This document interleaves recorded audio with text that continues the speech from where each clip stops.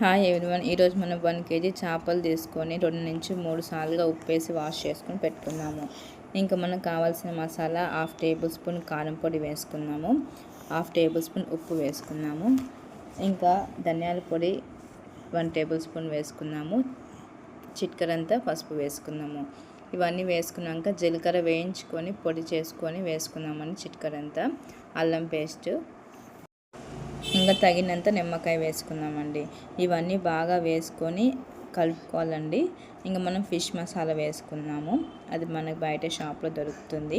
ఇంకా తగినంత కొత్తిమీర వేసుకోవచ్చు, కరివేపాకు కూడా వేసుకోవచ్చు. చూడండి, ఇవన్నీ వేసుకున్నాక ఒక 10 నిమిషాల వరకు బాగా కలుపుతూ ఉండాలి. మసాలా ఫిష్కి పట్టేలాగా కలుపుకున్నారంటే మనకి ఫిష్ ఫ్రై అనేది చాలా బాగుంటుంది. ఉగాది మరుసటి రోజు ఇది చేపల ఫ్రై చేసుకోండి, రసం పెట్టుకొని. చాలా అంటే చాలా బాగుంటుంది.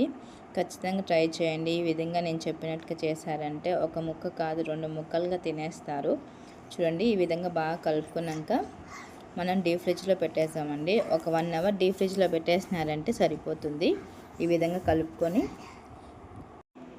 చూడండి, 1 అవర్ తర్వాత మూత తీసి చూడండి. డీప్ ఫ్రిడ్జ్లో పెట్టినాక ఉప్పు కారం అనేది బాగా ఫిష్కి బాగా పట్టింది చూడండి.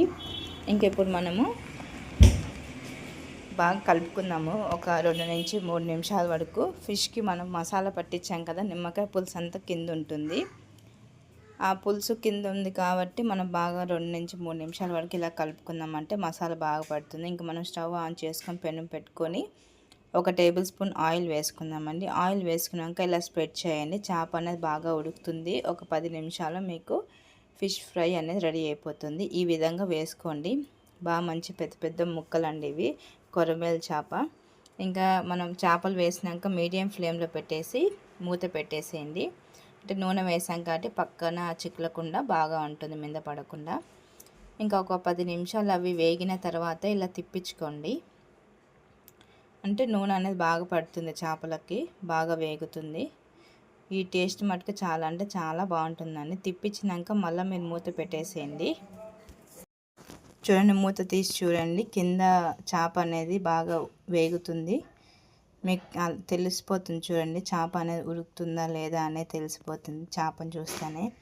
ఇంకా తిప్పించుకున్నాక ఒక 10 నిమిషాల తర్వాత చూడండి, మీడియం ఫ్లేమ్లో పెట్టేసి చేప అనేది వెనుక పక్క అంతా వేగిపోతూ ఉంటుంది. చూడండి, మనం తీస్తుంటేనే మీకు అర్థమవుతుంది, చేప అనేది పెనుముకి అతుక్కుంటుంది. ఇలా ఒక 10 నిమిషాలు మీడియం ఫ్లేమ్లో పెట్టుకున్నారంటే ముందు వెనుక చేప అనేది బాగా వేగిపోతుంది. టేస్ట్ అనేది చాలా బాగుంటుంది.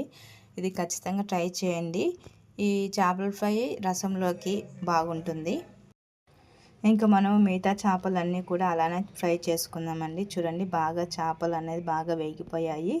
టేస్ట్ మటుకు చాలా బాగుంటుంది. ఆనియన్ ఇంకా నిమ్మకాయ వేసుకొని తినండి, సూపర్గా ఉంటుంది. బయట చేసినట్టుగానే నేను సర్వింగ్ బౌల్లోకి సర్వ్ చేసుకుంటున్నాను. ఇంకా మిగతా చేపలు కూడా నేను ఆయిల్ వేయకుండా ఫస్ట్లో ఇలా చేప వేసుకున్న తర్వాత తగినంత ఆయిల్ వేసుకుందామండి. ఇంక ఇప్పుడు మనం మీడియం ఫ్లేమ్లో పెట్టేసి వేయించుకుందాము. చాలా అంటే చాలా బాగుంటుంది. ఖచ్చితంగా ట్రై చేయండి. సింపుల్గా ఈజీగా ఉంటుంది. ఎక్కువ టైం కూడా పట్టదు. 1 అవర్లో మీకు చేపల ఫ్రై అనేది రెడీ అయిపోతుంది.